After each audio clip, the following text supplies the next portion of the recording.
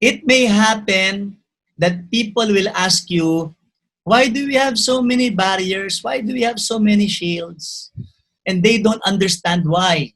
So be ready to cite a credible source.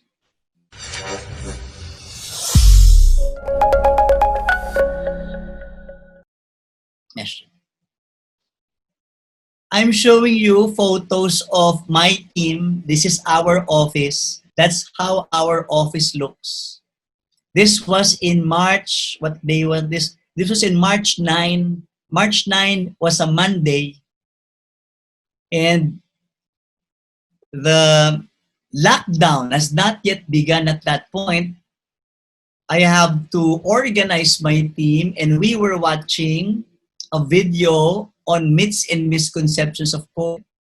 I have to gather my team so that we can communicate to them as early as March 9.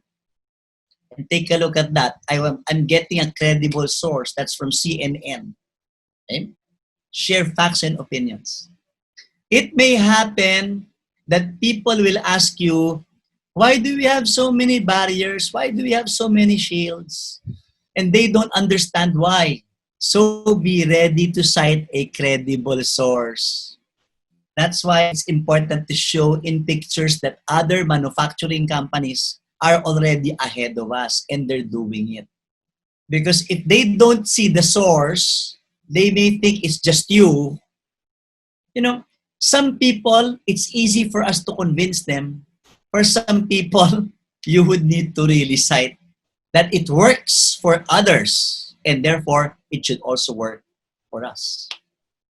And this is a slide that I used in March for my team, being very transparent, and you've been financially hit as well.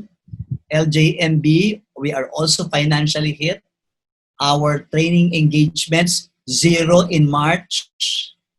In April, 0. That's why I have to do webinars like this. I have to be transparent. I have to show my financials to my team. And here are some questions about the company situation back then that I needed to answer with transparency. Okay? Hi, this is Louis Banta, CEO and Chief Consultant of LJMB. Thank you for watching my webinar, and to watch more videos like this, click subscribe and hit the bell icon down below. If you like this video, please give it a thumbs up, comment down below, and share it to others.